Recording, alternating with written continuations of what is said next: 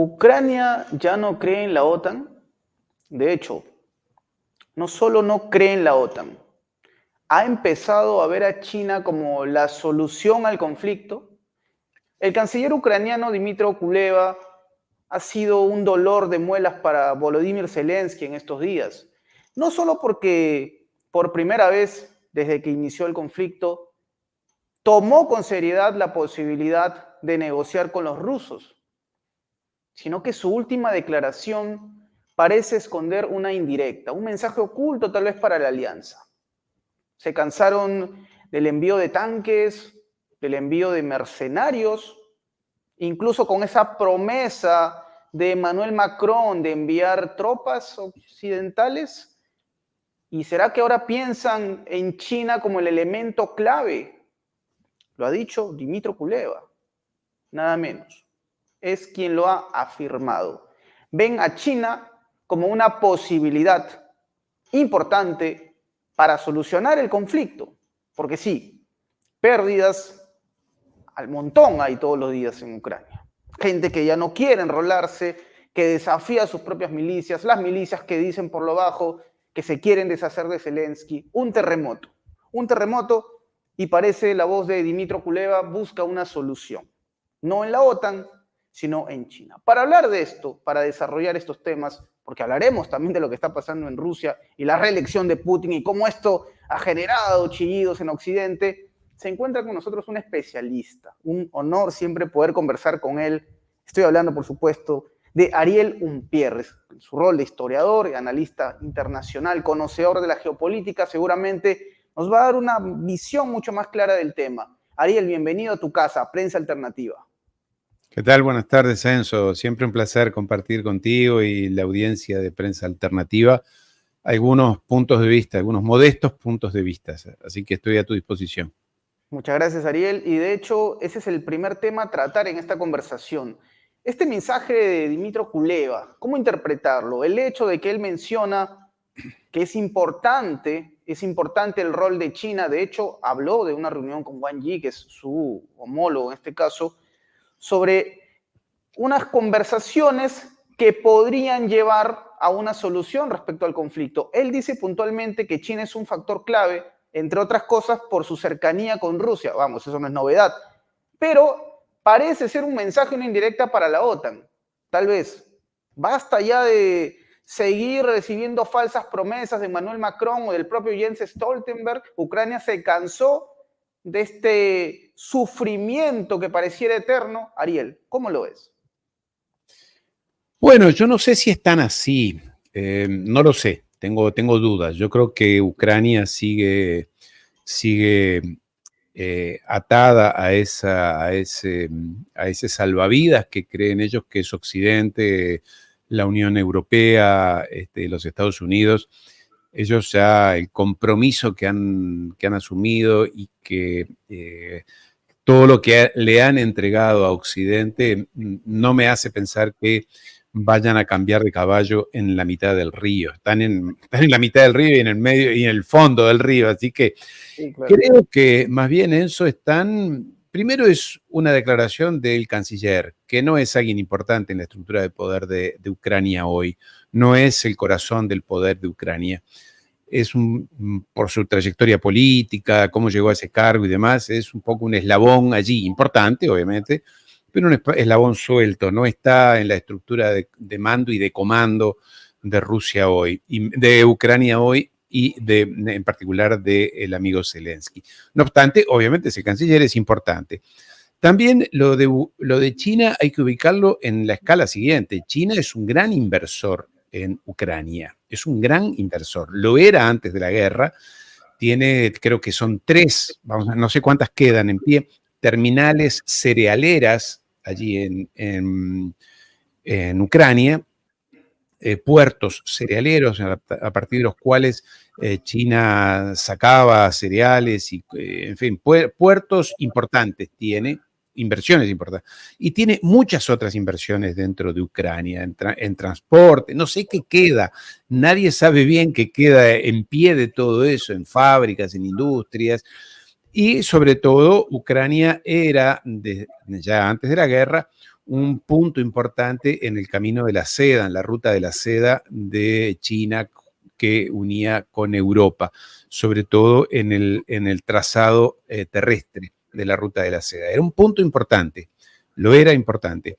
Entonces, China no es, además de lo que tú dices correctamente, Enzo, más allá del factor político, geopolítico y de acercamiento entre China y Rusia, hay un factor de intereses concretos. China tiene intereses allí y sabemos que hace unos meses una de las conversaciones entre Xi Jinping y Putin giraron en torno a esto.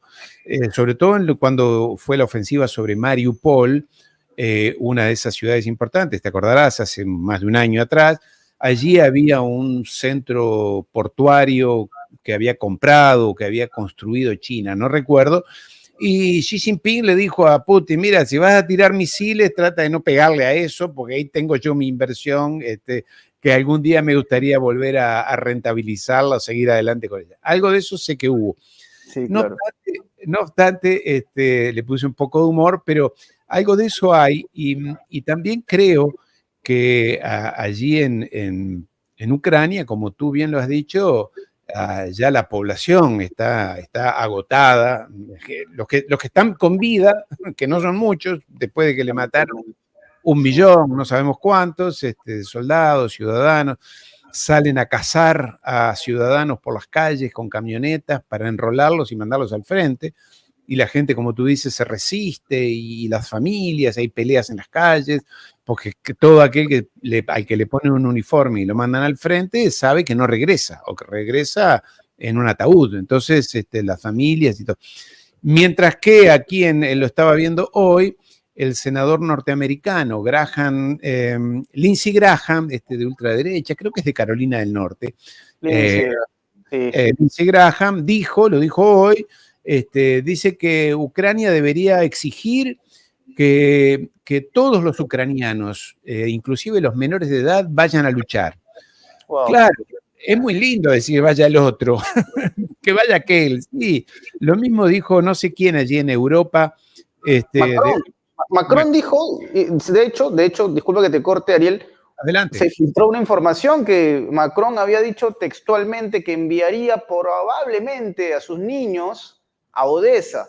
Fue un comentario que divulgó un medio francés, pero que relata precisamente lo que estás contando, Ariel. Por favor, continúa. Sí, sí. Entonces, esto demuestra un nivel de locura y de demencia colectiva que se ha apoderado de las élites occidentales, porque la derrota está ahí, está delante de los ojos. Ucrania perdió esta guerra, la perdió hace ya mucho tiempo, la han estirado a fuerza de carne humana, ¿no? De carne de cañón, de soldados ucranianos que mueren a razón de 50.000 por semana. Es una barbaridad en este momento, en estos últimos días. Entonces, estamos hablando de una locura tal en la cual, ¿cómo van a presentar la derrota? Allí en Washington, en Macron, Scholz, Pedro Sánchez, todos estos que se han comprometido hasta acá con que Ucrania va a ganar y va a ganar y va a ganar. ¿Cómo van a decir ahora? ¿Qué van a explicar? Entonces, sabemos que hay un tironeo fuerte, inclusive entre Washington y Europa, la Unión Europea, a ver si lo van a presionar más o menos a Zelensky para que negocie y en qué condiciones y cuándo. En este esquema es que se habla, creo que lo hemos hablado tú y yo ya hace unos días, se habla hasta de golpe de Estado militar dentro de la propia cúpula de Ucrania, porque claro, los comandantes son los que están en contacto con la tropa y las condiciones de la guerra son los que saben que esa guerra está perdida, digo allí en Ucrania, más todos los militares supuestamente disfrazados de mercenarios, franceses, belgas, polacos, británicos, que están allí, los disfrazan de mercenarios para que no parezca que son soldados regulares, pero son soldados regulares enviados y pagados por sus propios países. En todo caso, hay un esquema, la sensación que da, mira, y entonces a partir de ahí todo es posible. Esto es la sensación de que el Titanic ya rozó con el iceberg, ¿sabes? Hace 2 horas y ya se inclinó hacia un lado y se está hundiendo. Entonces los que están arriba, algunos tocan la música, como siguió tocando aquella banda musical arriba del Titanic, que son estos de Bruselas y que dicen que bueno, va a ganar y va a ganar, y el resto trata de ver por dónde salta. Y en ese esquema está estas declaraciones del canciller ucraniano abriendo la puerta hacia China. Y China ha dicho, porque mira, esto coincide con lo que dijo China oficialmente ayer, y esto iba en respuesta a los dichos de Macron. China dijo, al que ataque a Rusia es como si nos hubiera atacado a nosotros, y vamos a responder junto con Rusia. Bueno, ahí ya tienes 2 potencias nucleares, las más pobladas del mundo, las más grandes del mundo, y las más tecnológicas y las más desarrolladas, etcétera, etcétera, etcétera. No sé, China fue muy claro, y en este esquema es que estos muchachos ucranianos ya no saben, están arriba del Titanic, el Titanic ya se ha ladeado, ya está hacia uno de los costados, se va a hundir de momento a otro y hay que ver qué hacemos. Y están todas las opciones sobre la mesa, Enzo. Sí, Ariel, y es que basta con revisar las redes sociales, las tendencias. Si uno entra, por ejemplo, a la plataforma X, va a encontrar que desde el fin de semana la palabra o la frase o el término Tercera Guerra Mundial está liderando los tópicos, porque es algo de lo que se habla, tal y como tú lo comentas, Ariel. La percepción de China sobre la guerra, hasta incluso se habla de Corea del Norte. O sea, hablamos en verdad de colosos en este momento tan crítico y obviamente, pese a esta realidad que vivimos, tú lo decías, Ariel, desde Estados Unidos no faltan las voces que exigen más muertes. Obviamente no lo dicen literal, pero evidentemente necesitan carne de cañón. Ahora, en Rusia, hablando precisamente de estos líderes inescrupulosos que envían a sus ciudadanos, muchos de ellos jóvenes, al matadero, porque es así literal, en Rusia ya están al tanto de estos detalles. El servicio de inteligencia ha divulgado una información bastante penosa y a la vez preocupante. Y es que, según el servicio de inteligencia ruso, Francia ya hasta tiene el número de tropas que va a enviar a Ucrania. Se habla que son 2.000. Es la información que tiene Rusia y que la ha divulgado en el medio TASS. TASS es un medio conocido. Digamos, Cadena Francia... oficial de Rusia, sí. Perfecto, exacto. Entonces, hablamos ya de 2.000, bueno, es una cantidad, por supuesto, ínfima, si se quiere, pero se habla ya de una decisión tomada por Emmanuel Macron, quien viene dando largas, viene hablando sobre la posibilidad de enviar o no enviar, pero desde Rusia ya están convencidos de que sí, son 2.000.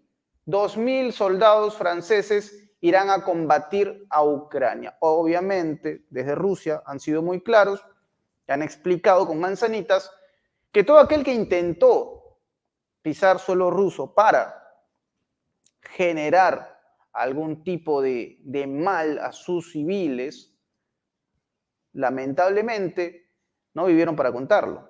Aunque están hablando obviamente de Ucrania y no de Rusia, evidentemente las motivaciones van por generar pérdidas en el frente ruso. A partir de esto, Ariel, ¿qué podemos, digamos, construir en esta narrativa? Un Macron que ya decidió entonces enviar a 2.000 soldados, algo que podría generar ahora sí una guerra OTAN-Rusia. O sea, sabemos que hay una guerra OTAN-Rusia, pero no oficialmente. Se mantiene, digamos, con un entrecomillado, porque no se ha hecho formal. ¿Esta situación va a generar que la guerra llegue a una nueva escala, Ariel?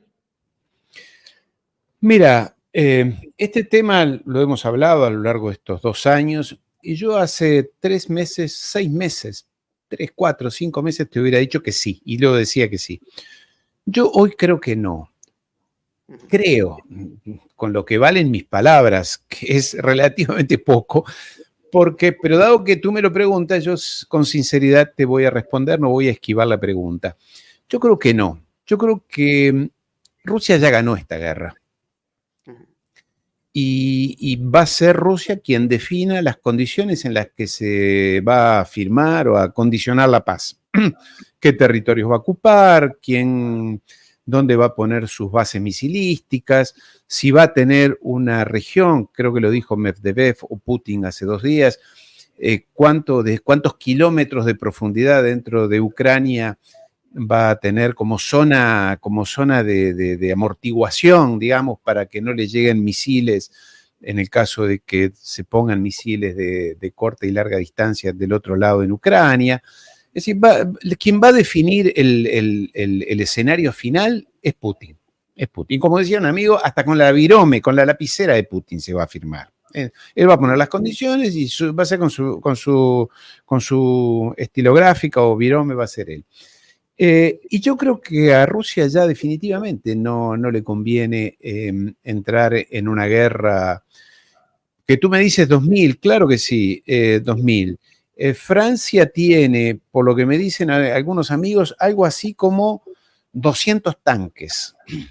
200 tanques en total para defenderse contra todo.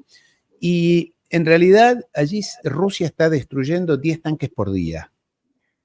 O sea que quiero decir con esto que la correlación de fuerzas, lo dijo un alto oficial del ejército francés en televisión, lo vi yo, así que no hay dudas, diciendo que Francia tiene un arsenal, no el atómico, ¿no? Un arsenal en condiciones de combate de entre 3 y 7 días. O sea, tiene reservas para una guerra de 7 días. Conozco muy bien, te aseguro que conozco muy bien la industria militar francesa, del armamento, la conozco muy bien. Y Francia no está preparada para una guerra como las que sería con una Rusia, que no es, una vez más, no es con los grupos de Níger en el medio del África, que lo único que tiene son Kalashnikov y algunas bazucas de mediano porte. No, estamos hablando de Rusia. Entonces yo creo que ya más provocaciones que las que le han hecho a Rusia, además de las sanciones, sabemos que toda la tecnología que utiliza de geoubicación que utiliza Ucrania viene de Occidente, todo el armamento viene de Occidente, los tanques, todo viene de Occidente, todo viene. O sea que, de la OTAN, ¿no? O sea que es un beligerante. Y sin embargo, Rusia todavía no les ha declarado la guerra ni se pelea con ellos y conversa con algunos. Yo creo que la OTAN, Occidente, perdió la oportunidad, y lo digo entre comillas, obviamente, de escalar la guerra, que es lo que hoy podría serles interesante.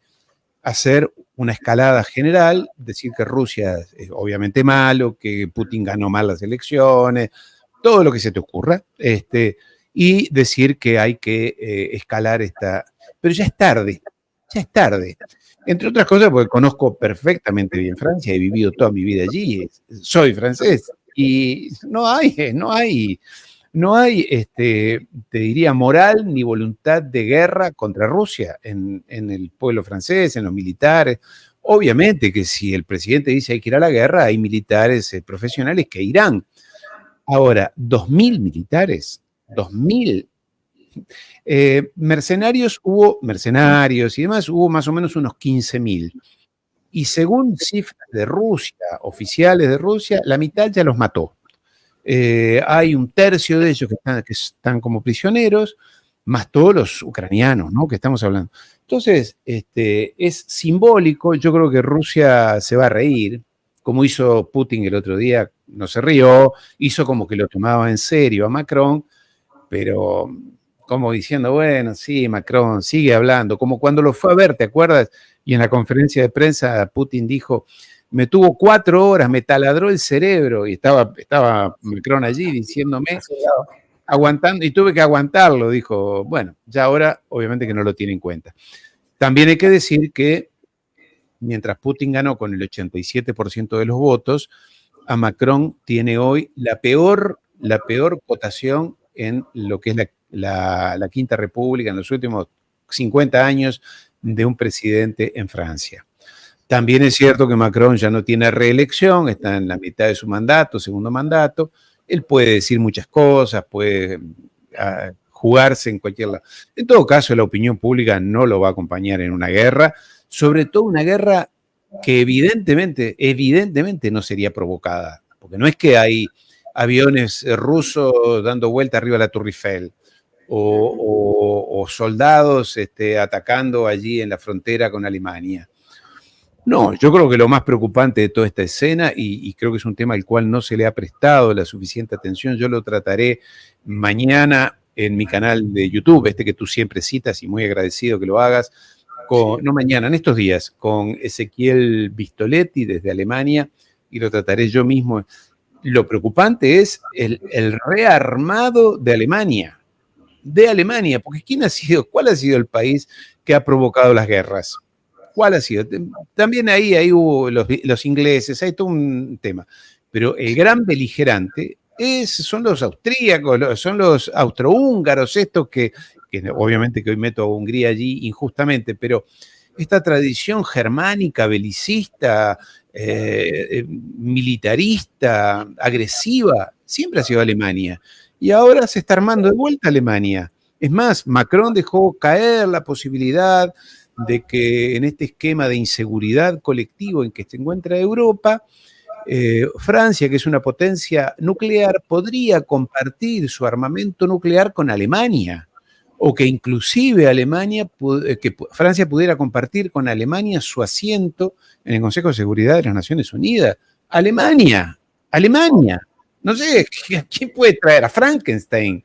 Rusia no invadió a nadie, porque vamos a decir las cosas como son. Si alguien invadió a alguien, fueron los franceses, Napoleón, que invadió Rusia allá en 1810, 1800 en realidad, llegó hasta Moscú, mató a no sé cuánta gente, después se retiró, y después fueron los alemanes a invadir. O sea que Rusia no invadió a nadie. ¿De dónde sacas que este es un país de invasor, agresivo y demás?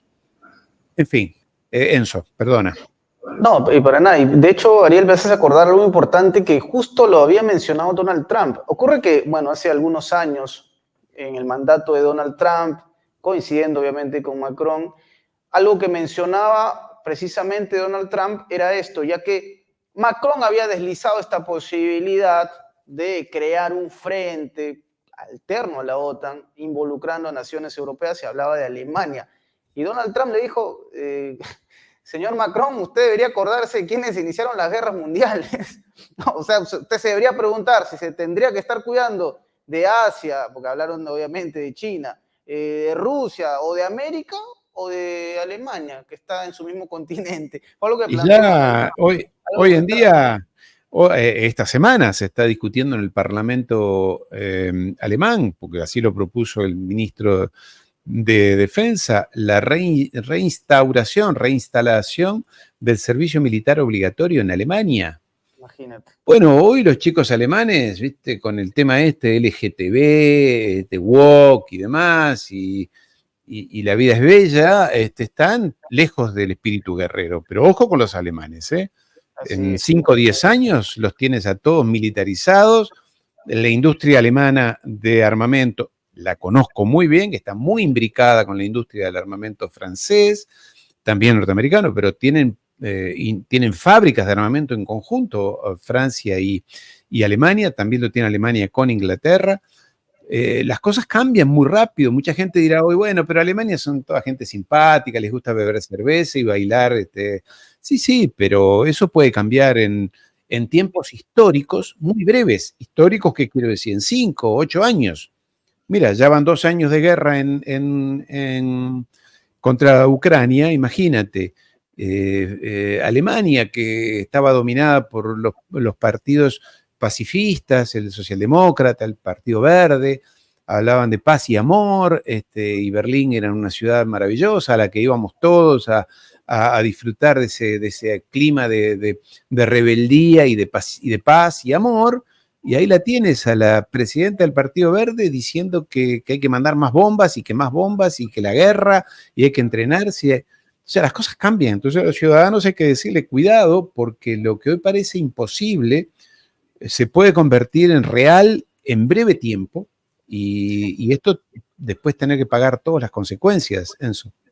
Sí, claro, y obviamente Ariel, entonces no le faltaba razón, por ejemplo, a María Sayarova, quien hace algunos días dijo puntualmente, parece que el proceso de desnazificación no fue del todo concluyente en Alemania, ¿no? Cuando se hablaba precisamente de esta intención de atacar Crimea, el Puente del Este, ahí ya Sayarova nos había también hecho un anticipo, ¿no? La desnazificación finalmente no concluyó, aparentemente, en Alemania. Es un punto muy interesante, Ariel.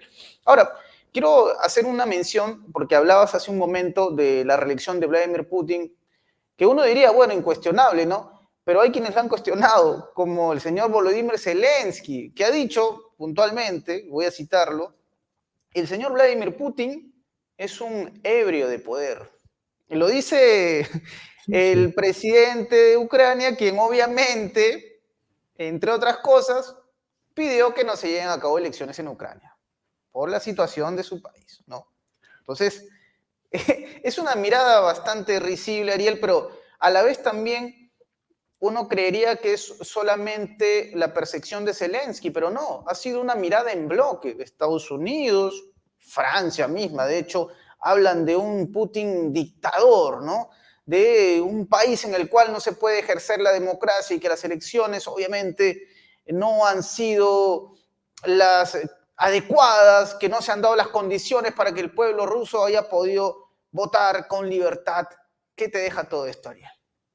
Lo previsible, Enzo, era obvio que, como será obvio cuando Maduro gane en Venezuela, o cuando algún proceso allí en Nicaragua o en Cuba, todo lo que no va en el sentido de lo que quiere la élite anglo-sionista del mundo, todo lo que no va para ahí, todos los que ganan y que no son lambebotas de ellos, son malos, antidemocráticos, impopulares, autócratas, populistas, de ahí le ponen el término que quieren.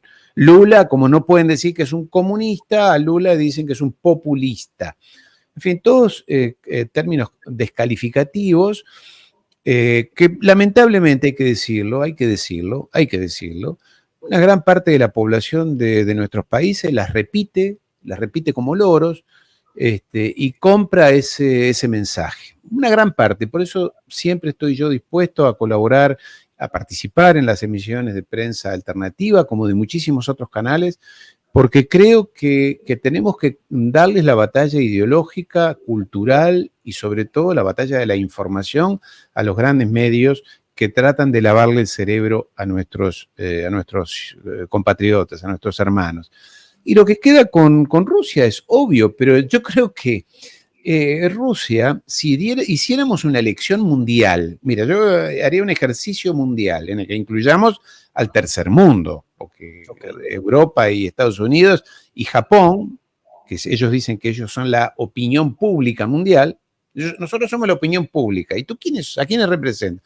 Toda Europa, Estados Unidos, Japón, Canadá, Corea del Sur y algún otro país más. Esos son, con suerte, 1.100 millones de ciudadanos. Con suerte. Y los otros 7.000 millones, bueno, ahora si hiciéramos una votación mundial, a ver, entre Biden, Trump, todos los que quieras, y ponga a Macron, a Scholz, Ursula von der Leyen, Putin, Xi Jinping, y a todos los que se te ocurran, al de Corea del Norte, al de Irán, ¿quién saldría? ¿Quién saldría? No lo sé porque, bueno, ahí cada uno hincha por su propio candidato. Pero yo te puedo asegurar que la cotación de aprobación que tiene Putin en el mundo, en el sur global, es absoluta. Todo el mundo lo felicita, todo el mundo. Obviamente que una parte no, pero no es la mayoría. La mayoría de la población del sur global dice, al fin alguien que se los enfrenta a estos tipos. A Macron, a estos payasos empleados de los Rothschild, son todos empleados de los Rothschild, pero no empleados solamente del banco, sino de toda su ideología anglosionista, guerrera, esclavizante, colonialista, toda una visión que uno creía que estaba hasta pasada de moda. Bueno, no, está muy vigente porque los Rothschild la mantienen en su genética, en su ADN la tienen. Entonces consiguen siempre a estos caniches, estos payasitos, Macron, Sánchez, Scholz, etcétera, que repiten estupideces. En todo caso, Macron, ya digo, está con una nivel de aprobación mínimo. Biden, obviamente que Biden le robó la elección a Trump. Obviamente que sí, allí en el 2019, 2020. Claro que se le robaron. El hombre que además tenía la peor, y él además, Biden y Kamala le robaron la elección interna dentro del Partido Demócrata a Bernie Sanders, que era el candidato natural, que iba a ganar por lo menos la nominación. Después no sé si ganaba la elección, pero iba a ganar la nominación. ¿Y por qué? Porque la élite dominante de Washington dijo, no, no puede ser Bernie Sanders porque es un hombre demasiado de izquierda. Bueno, entonces tiene que ser el abuelito Biden. Y ahora tiene que ser Biden nuevamente.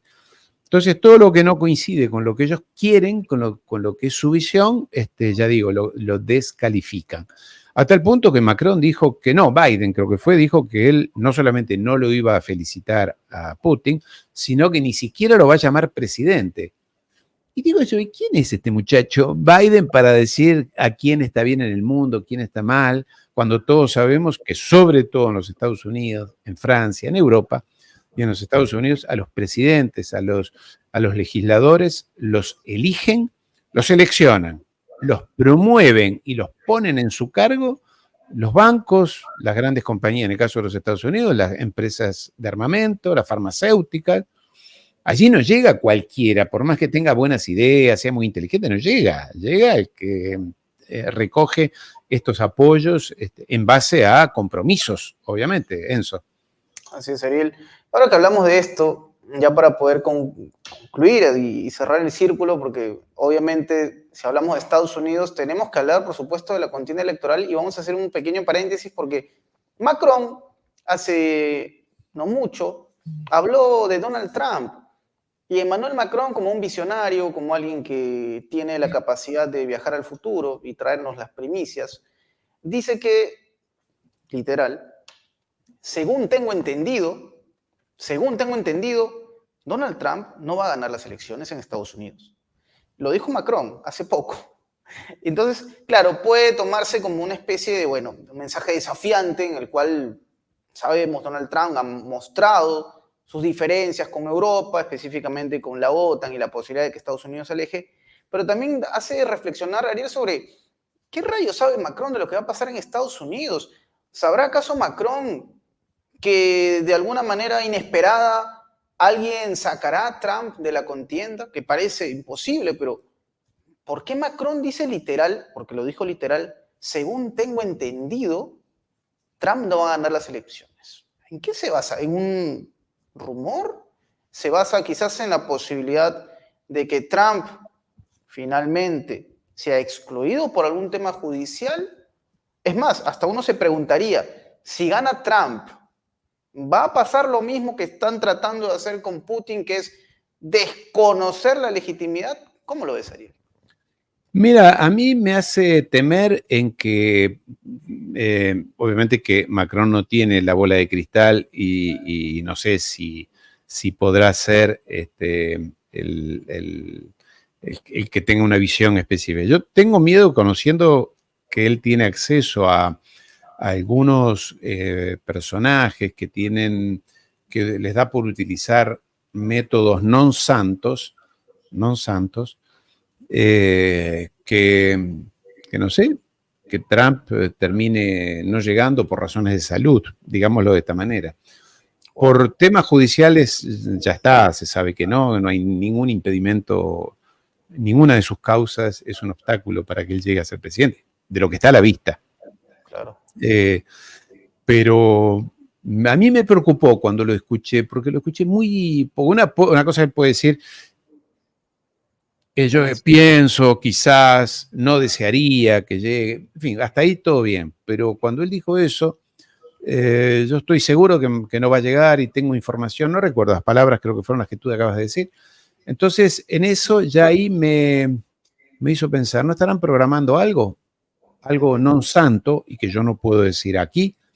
En todo caso, sé que desde hace ya un tiempo Trump tiene todo un equipo de seguridad, él está bastante paranoico, él no tiene ganas de terminar su vida, no tiene ganas. Quiero decir con esto que quede claro, pero bueno, en fin, me preocupó. Yo sinceramente me preocuparon esos dichos porque digo, bueno, algo quizás esta gente esté pergeñando. En todo caso, sé que él está, por lo que me han dicho allí en Washington, él está muy preocupado con su propia seguridad y la de su familia, sobre todo con su hija Ivanka. Ok, sí, es un tema no menor. No descartemos nada en este tipo de escenario tan complejo como es el futuro de Estados Unidos. Querramos Donde o ya han no. muerto varios presidentes y uno de ellos, Sí, el más querido, el más aún no se sabe en qué condiciones, ni entiendo. quién, ni nada, ni quién fue el cerebro. Todos sabemos, pero en fin, Exacto. sabemos. No sabemos. No sabemos, No corrijo. sé. Hay indicios. Sí, correcto, Ariel. Bueno, es un tema que seguramente quedará ahí rodando y que lo hablaremos en algún programa más, Ariel, pero yo te quiero agradecer por tu, digamos, siempre, tu capacidad, Ariel, de explicarnos estos panoramas que a veces pueden ser más complejos, ¿no? Cuando no estamos del todo empapados, tú, gracias al contexto, nos ayudas mucho a ver más allá de lo que cuentan los medios. Ariel, yo te agradezco y te pido, por favor, que le cuentes al público dónde te podemos encontrar.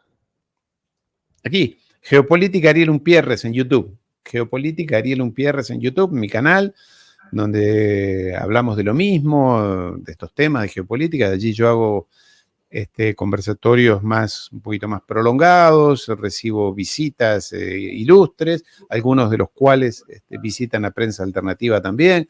J me ha visitado en mi canal ya varias veces, en fin, quienes estamos en estos temas de la geopolítica, vamos analizando esto que es tan dinámico. Por eso a veces eso también hay que pedirle, y creo que los amigos de Prensa Alternativa lo tienen claro, a quienes nos siguen, que cosas que hoy decimos quizás en 48 horas hayan cambiado, porque nosotros no dominamos la realidad geopolítica mundial. Entonces decir, mira, yo creo que quizás Rusia no ataque, pero quizás termine atacando por alguna razón que en este momento uno no maneja. Así que a veces un poquito de paciencia, porque mucha gente dice, bueno, pero tú dijiste una vez. Bueno, amigo, uno hace lo que puede con las herramientas que tiene a su alcance. Así que siempre es un placer compartir contigo, querido Enzo, con Prensa Alternativa.